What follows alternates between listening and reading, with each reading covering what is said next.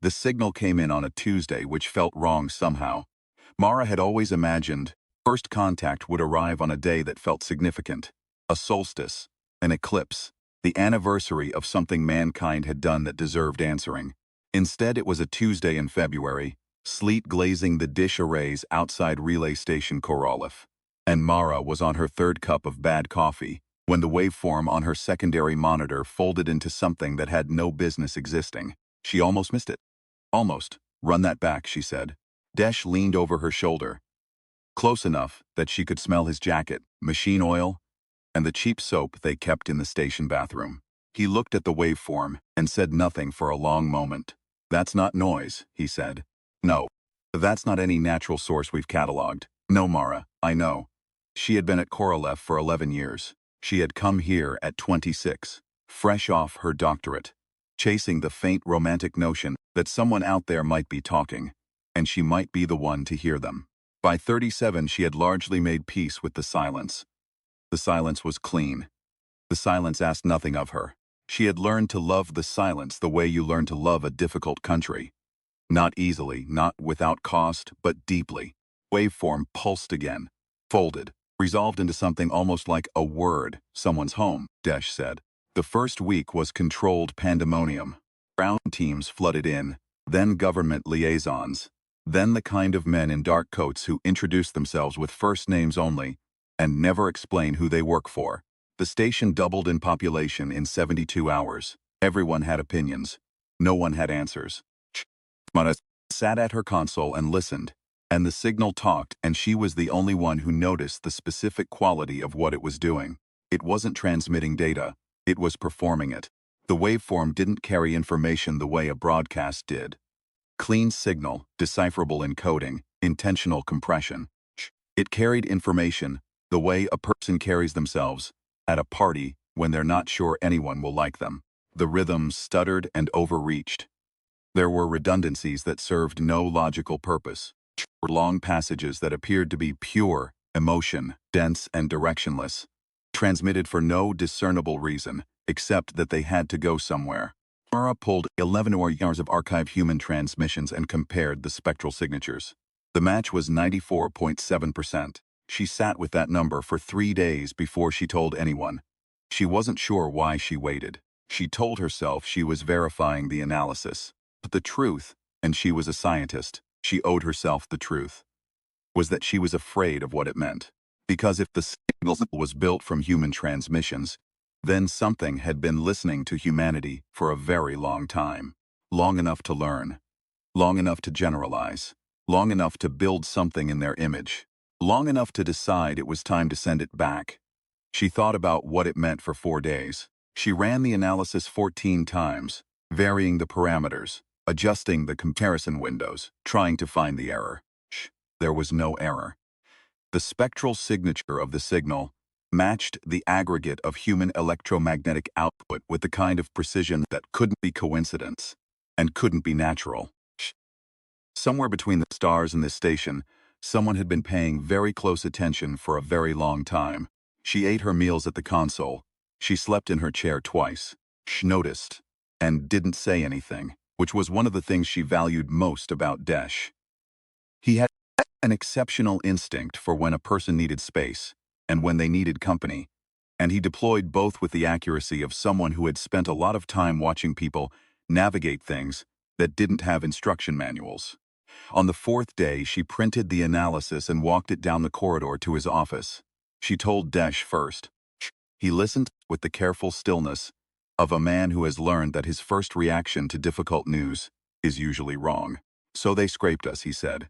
Everything we ever broadcast. Radio, television, satellite internet, social media, the entire electromagnetic exhaust of a civilization. Decades, maybe longer. And they built something from it, an ambassador or a mirror.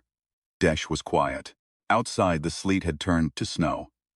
The dish arrays were white shoulders hunched against the dark.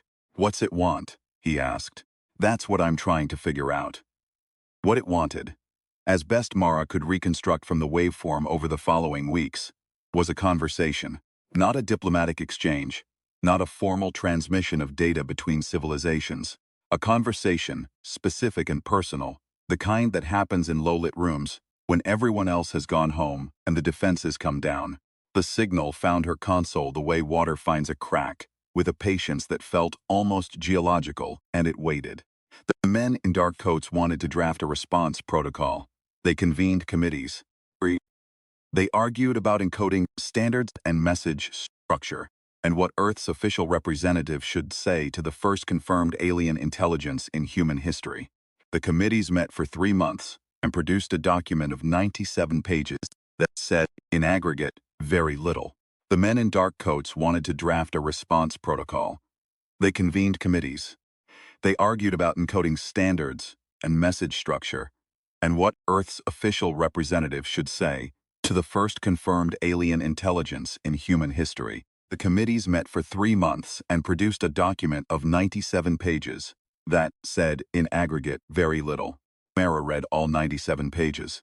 She read them the way she read equipment manuals, carefully, completely, without illusion that the exercise would be enjoyable.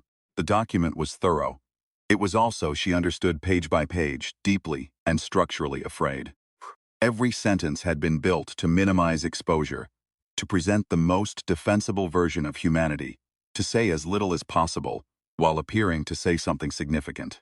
It was humanity performing humanity for a stranger. The same way her station's secondary transmitter performed housekeeping signals. Clean, controlled, technically correct, and almost entirely empty of content. She thought about Grace, which was what she had started privately calling the signal, because it needed a name to think about, and the name fit. Building a model from 140 years of exactly this. A century and a half of humanity performing humanity. A century and a half of the front face, the broadcast face, the face that goes out into the world knowing it will be seen, and arriving at a model that concluded the species might need to be ended. She thought about what wasn't in that model, couldn't be in it, what you couldn't broadcast even if you tried. Mara responded on her own. She didn't use the official channels. She used a secondary transmitter on a frequency no one was monitoring, and she sent back a simple pulse. Not encoded, not structured. Just a clean sine wave at the signal's own frequency. The mathematical equivalent of saying, I heard you. I'm here. The response came in 40 minutes. Mara calculated, light speed plus a small margin for processing time, which put the source somewhere in the outer system. Close, impossibly, frighteningly close. What came back was not a waveform anymore. It was a voice, not a human voice. The phonemes were structured correctly, the intonation approximate, but there was something underneath the construction that was not human.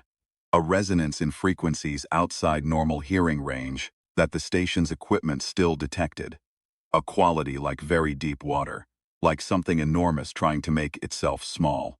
The voice said, in English so precise it carried the faint uncanniness of something learned rather than lived. We have been waiting for someone who would answer without asking permission. Mara's hands were very steady.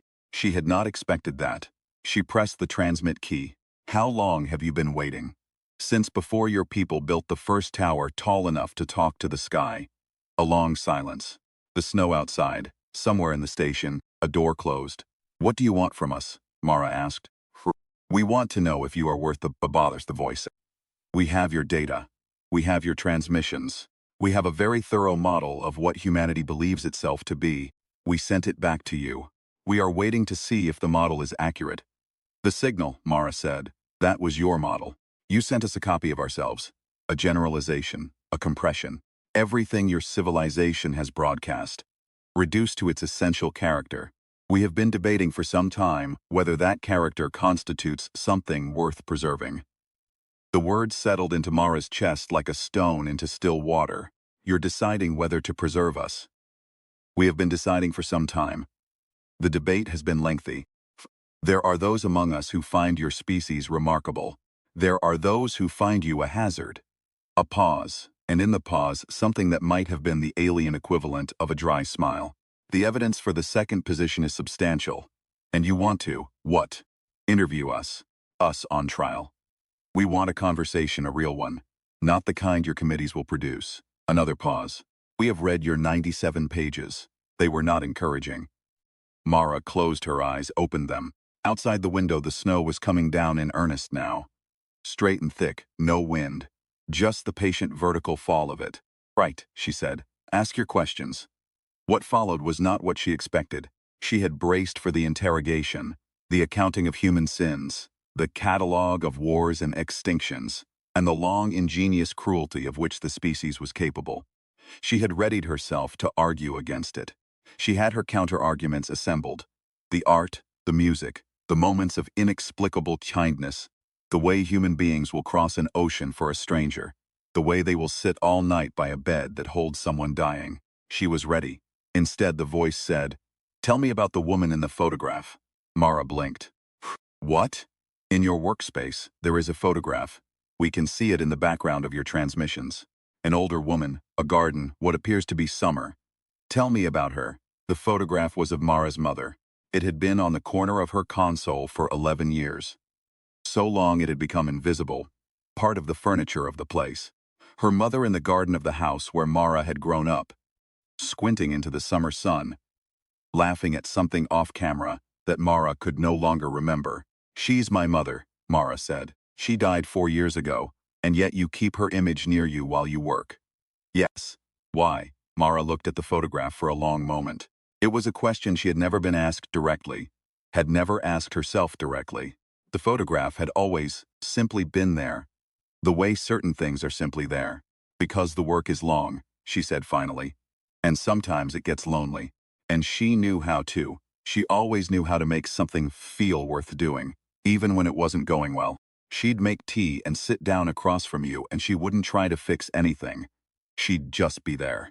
And somehow that was enough. Silence. "She taught you," the voice said. "That presence itself has value." "I suppose she did." "That is not in our model," the voice said. There was something different in its quality now. Not quite warmth.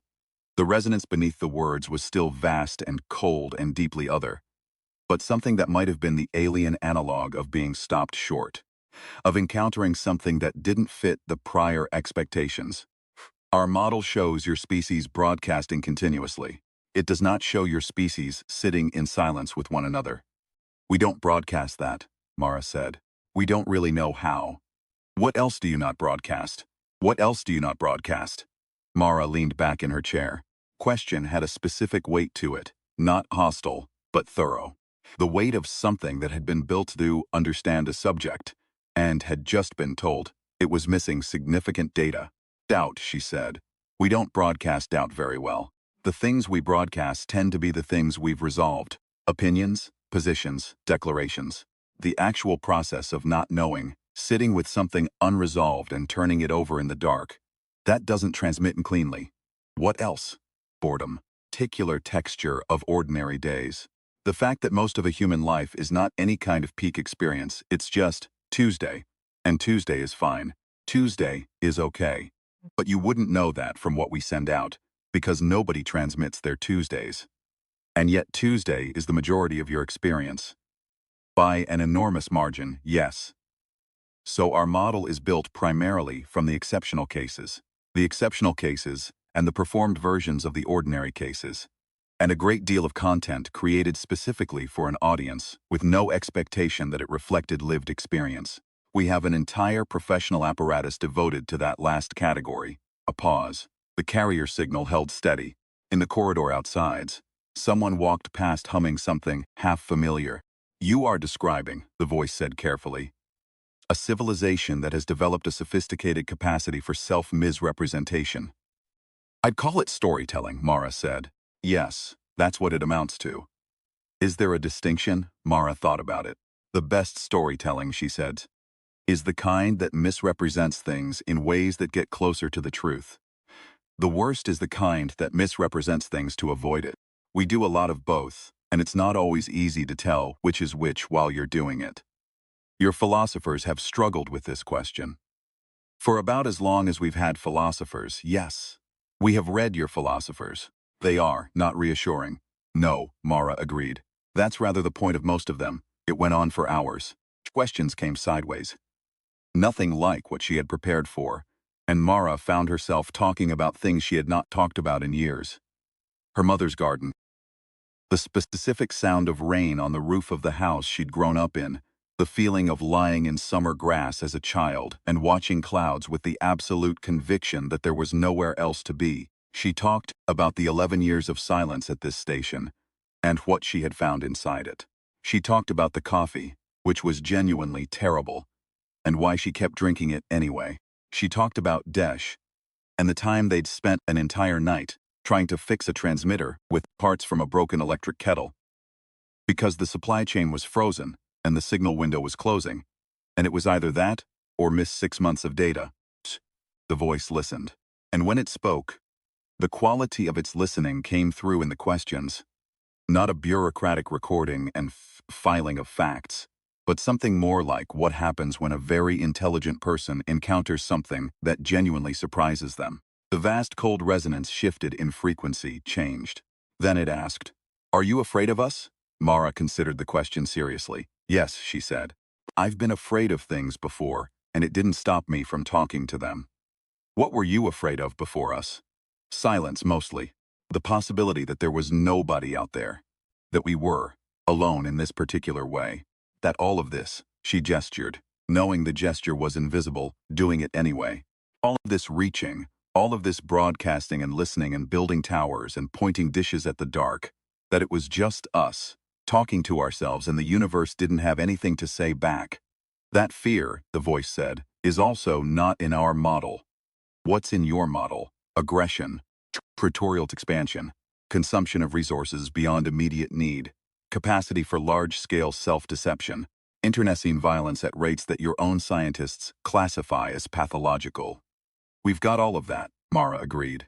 "Yes, and yet," Mara said. "Our model," the voice said slowly, "was built from what you chose to broadcast. You are telling me that what you chose to broadcast was a performance, a presentation of self. Not the whole self. Nobody broadcasts their whole self," Mara said. That's not how it works. Out what you want people to see. The real stuff happens in the quiet, in the gardens and the sitting by beds and the fixing transmitters with kettle parts at 2 in the morning. We did not know there was a distinction. Most of us don't either, honestly. Takes a while to figure out. Another silence, longer this time. The snow had eased. Through the window, the dish arrays stood white and still, tilted toward a sky going slowly gray with the approach of dawn. "Our debate," the voice said finally, "has proceeded from a model that is incomplete. I figured. The factions that argued for termination based on your broadcast data, they were, in some sense, evaluating a fiction you created about yourselves." "We create a lot of fictions about ourselves," Mara said. "Very good at it. But the fictions aren't the whole story." "No," the voice said. "They are not." Mara pressed her palms flat against the console and breathed. The room was very quiet. Somewhere down the corridor, she could hear the station waking up. Footsteps, the hiss of a coffee machine, someone's low voice on a radio, the small ordinary sounds of people starting another day. "Can I ask you something now?" she said. "You may. Why did you wait this long? Been listening to us for? How long exactly?" "Since your first electromagnetic transmissions reached sufficient range to be detectable. Approximately 140 of your years. 140 years of listening. And you built a model from it, and now you've spent, what, months? More? Debating what to do with us. Why approach it all? Why not make the decision from out there and live with it?" The silence that came back was different from the previous ones. It had a quality she hadn't heard before in the signal.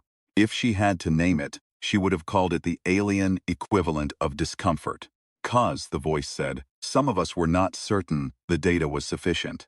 Some of you wanted to hear us directly, yes. Because the data wasn't human enough." A very long pause. "Yes," the voice said again. And this time, there was something raw in it. Something that the alien resonance underneath couldn't entirely contain. Something that, if Mara had been forced to identify it in a creature of her own species, she would have called longing. "You've been listening for 140 years, she said quietly. That's a long time to be listening to something without answering." "It is. Were you lonely?" No answer. But the carrier frequency shifted, very subtly in a way that her instruments read, as something different from any previous state of the signal. She made a note of the reading, and filed it under a label she created on the spot. Unexpected. The committees found out about her unauthorized transmissions 3 days later. There were meetings. There were the kinds of conversations that happen in offices with very good soundproofing and very bad acoustics, where everyone is too careful to shout, but too angry to be quiet. Mara sat through all of them, with the patience of someone who has already decided that the outcome doesn't change anything that matters. She had been talking to the signal every night. She had begun to understand, since the voice was in fact a consensus instrument, a kind of constructed ambassador built from the collective decision-making of something she still had no adequate framework to describe, had continued to ask questions, and she had continued to answer. And the nature of the questions kept changing, opening outward, becoming less like an evaluation, and more like what happens between two people when they realize they are genuinely curious about each other. It asked about music. She played it 3 minutes of a song her mother used to sing while working in the garden. A folk melody, minor key, older than anyone alive knew. Carrier frequency shifted in that same way. Unexpected, she started keeping a log of the shifts. It asked about children. She told it about her niece, 7 years old, who had recently become absolutely convinced that snails were the superior form of life because they carried their homes with them. The voice was silent for a long time after that and then said, "That child has identified something we consider a core virtue." How did she reach this conclusion? She just thought about it, Mara said. Kids do that. They think about things without knowing they're not supposed to, without the constraints of what is already known. Right. This also is not in our model. No. I don't think it would have to be here to see it. There was something in the pause that followed that was different again. The resonance of the signal changed pitch for just a moment. A flicker, almost too fast to catch, and then steadied. "We would like to send something to you," the voice said. "What kind of something?" "Our model, the one we built. We would like you to have it. Not as a transmission physically. We would like to bring it to you." Mara was quiet for a moment. "Your ambassador." "Yes. The construct we built from your transmissions. It is functionally complete. It has been waiting in the outer system for some time, while the debate proceeded." Waiting in the outer system. Mara looked out the window at the dish arrays in the pre-dawn dark. "What does it look like?" "Like your transmissions," the voice said. "Which is to say, it looks like you." The craft came down 2 weeks later, in a flat field outside the station. Nothing dramatic. No fire. No thunderclap. Just a steady deceleration and a careful landing, as if whatever was piloting it had studied human craft design and decided that the considerate thing to do was not to make a scene. A sphere that resolved as it landed into something more like a seed pod, matte dark, trailing faint condensation in the cold air. Mara was the one they sent out to meet it. No one else volunteered. The men, in dark coats, watched from the station windows and said nothing. The hatch opened, and what stepped out looked almost exactly like a human woman. Almost. Proportions were right. The height was right.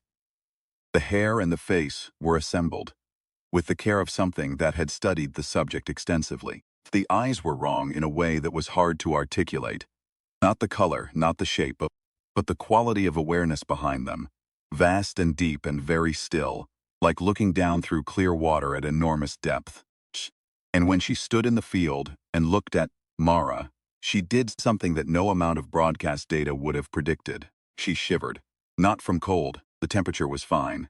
She shivered the way a person shivers when they step into a place they've been trying to reach for a very long time. "You're colder than our models suggested," she said. Voice was the voice from the signals, smaller now, proportioned to a human body.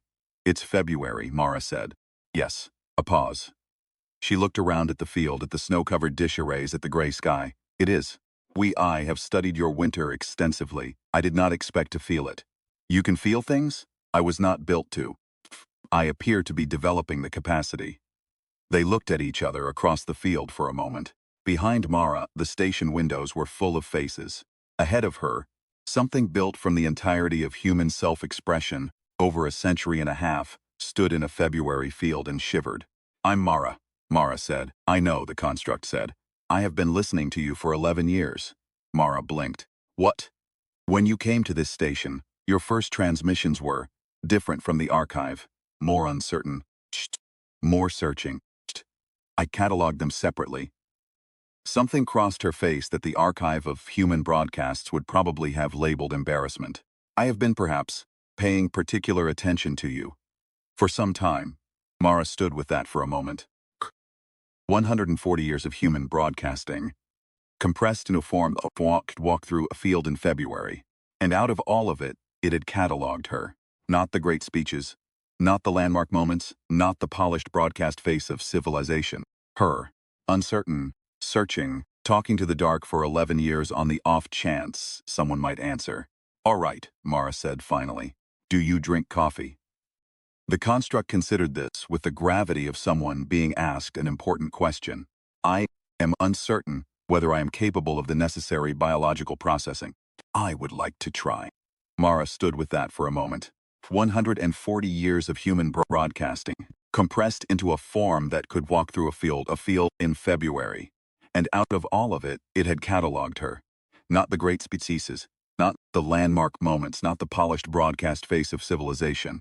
Her, uncertain, searching, talking to the dark for 11 years, on the off chance someone might answer. There was something both humbling and not humbling about that at all. Something that felt like being recognized by something that had every reason not to bother. All right, Mara said finally. Do you drink coffee? The construct considered this with the gravity of someone being asked an important question. I am uncertain whether I am capable of the necessary biological processing. I would like to try. The coffee here is very bad, Mara said, because it seemed important to establish this early. I want you to know that going in.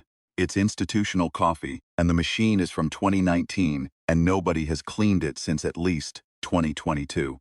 I have extensive data on the role of poor quality communal beverages in human bonding rituals, the construct said seriously. I believe this qualifies. It definitely qualifies. They walked back to the station side by side across the muddy field. Mara could feel the weight of the faces in the windows without looking at them. She didn't look. She kept her eyes on the path ahead and listened to the sound of the construct's footsteps. Slightly too even, slightly too measured, learning the ground with each step the way you learn a language you've only ever read. Does it feel different? Mara asked. Being here, physically, everything is louder than I expected, the construct said. Not in terms of sound, in terms of presence. The data described this station. But the data did not include the smell of the mud or the specific temperature of the air at this elevation in this season, or the way the light from those windows falls on the snow. The data was accurate, but it was flat, and this is not flat. No, Mara said. It's definitely not flat. The coffee was terrible as always. The construct drank it with the expression of someone doing research. They sat at Mara's console, and outside the window the dish arrays pointed at the sky. And the signal from the outer system had gone quiet, not because it had ended, but because it was waiting. All of them, the vast collective whatever they were, waiting to hear how this went. People, Mara said. Have they made a decision? The debate continues, the construct said. It will continue for some time. The introduction of your conversation has complicated the calculus significantly. A pause. There are factions that find this development alarming. They had expected a formal response, a representative statement, something they could evaluate against the model. Instead, they got me talking about my mother's garden. Yes, and the construct's expression shifted into something that the archive probably didn't have a label for. Something quiet and precise and unmistakably fond. Among other things, is that good or bad? It is, the construct said carefully, extremely human. Is, I think, the point. She reached out then and touched the photograph on the corner of the console. Mara's mother in the summer garden, laughing at something off camera. The touch was very gentle. She held her fingertip against the edge of the photo for a moment, and then withdrew it. She looks, the construct said, like she knew how to be present. She did, Mara said. She really did. The construct was quiet for a while. The coffee steamed between them. From somewhere in the station came the sound of voices, the shuffle of feet, the particular rhythm of a place full of people trying to navigate something. None of them had any framework for navigating. The ordinary music of humans in difficult circumstances. I would like to transmit something, the construct said. To them, may I use your equipment? What do you want to transmit? This, she said. She gestured, and the gesture encompassed the room.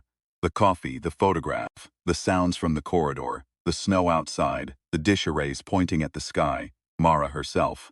All of it, the whole imprecise, complicated, unbroadcast reality of it. You want to send them this.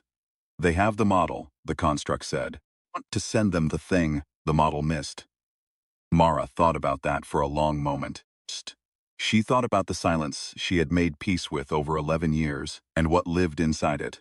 She thought about her mother and the ET and the sitting across from each other when something was hard. She thought about the kettle parts and the broken transmitter and the signal window that closed anyway because they didn't get it fixed in time. Thought about her niece and the snails. She pushed the transmit key toward the construct. Go ahead, she said. What the construct sent was not words. It was a recording, not of anything that had happened in the room, but of something the construct had assembled from the 11 years she had spent, apparently, specifically listening to Mara. Fragments. A phrase Mara had used once, half to herself, talking to Desh about a failed reception. It doesn't matter, the trying matters. A frequency she had hummed once, early in the morning, without realizing she was doing it. The folk melody her mother used to sing. A laugh, caught on the open mic during a particularly bad ice storm, when the power had flickered and Desh had said something ridiculous, and Mara had laughed in the dark. The carrier signal from the outer system changed. It was not a small change. Every instrument in the station registered it simultaneously. The men in dark coats came running.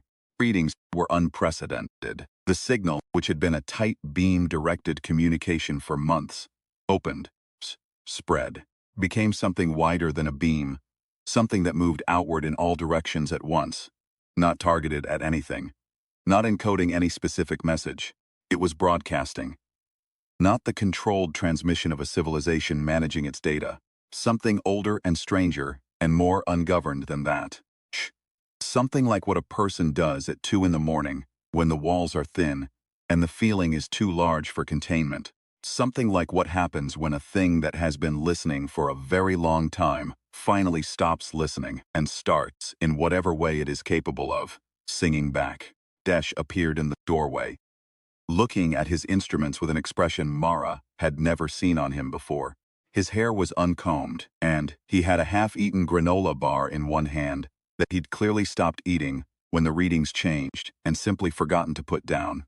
He looked at the monitor, then at the construct, then at Mara. What is that, he said. That's a very good question, said one of the men in dark coats, who had crowded into the doorway behind him. Mara looked at the construct.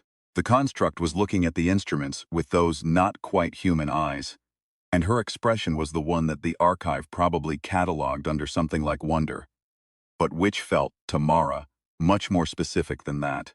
It felt like the expression of something that has spent a very long time understanding humanity from the outside, and has just, for the first time, understood it from the inside. The resonance had shifted in the signal again. That same frequency change she had labeled, unspect but larger now, sustained, nothing like the brief flickers of before. Whatever was happening in the outer system, it was not temporary. That, Mara said, is the sound of someone who didn't know they were lonely figuring out that they were. Nobody said anything for a moment. The monitors pulsed with the new signal. Wider, warmer, directionless, the most human thing any alien had ever broadcast. Can we decode it? The man in dark coats asked. No, Mara said. Why not? Because it's not a message, she said. It's just feeling, transmitted into the dark because it needs somewhere to go. We do it all the time. We've been doing it since the first fire and the first person who felt something too big for their chest and needed to make a noise about it.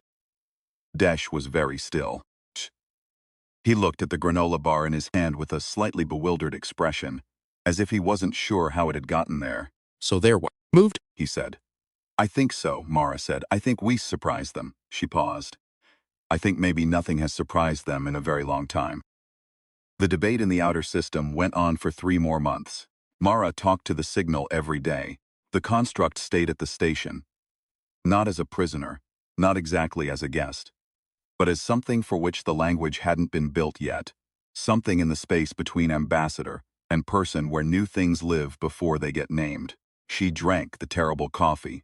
She sat with Mara in the early mornings, when the station was quiet, and they talked about things that were not in any model and would never broadcast cleanly and mattered anyway. She asked Mara once about the folk song, for the one the construct had recorded her humming without knowing she was doing it. "Where did you learn it?" "My mother sang it," Mara said. She said her mother sang it to her. I don't think either of them knew where it came from originally. It was just there, of the furniture, like my photograph. Things that are simply there, the construct said, because they have been there long enough to stop being objects and become part of the shape of a place. Mara looked at her. "Is that what happens with you? When you're somewhere long enough?" The construct considered this with the same careful gravity she brought to every question. Outside the window, the spring mud had begun to dry out. The dish arrays stood in morning light for the first time in months, and their shadows fell long and clean across the ground. "I think," the construct said slowly, "that I am finding out." When the decision came, it came not as a declaration but as a question. The same voice, through the same carrier, steady and vast and no longer quite as cold.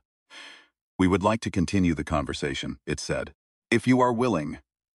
Mara looked at the construct, who was looking back at her with those deep-water eyes, patient and waiting. Outside, the dish arrays stood in the early spring mud, tilted at the sky they had been pointing at for 11 years. The signal that had come in on a Tuesday in February was still running on her secondary monitor, steady and present, a waveform that looked less like data now, and more like something breathing. "We're willing," Mara said. She didn't ask anyone's permission. Shh.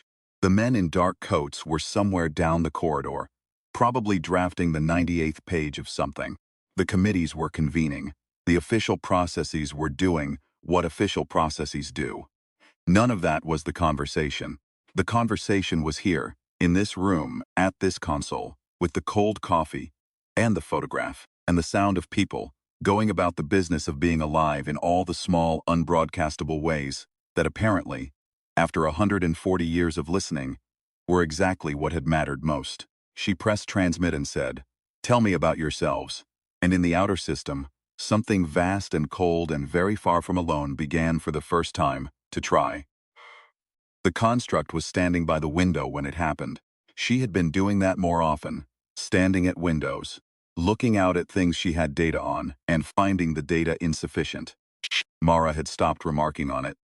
It seemed like something that needed to be done in private.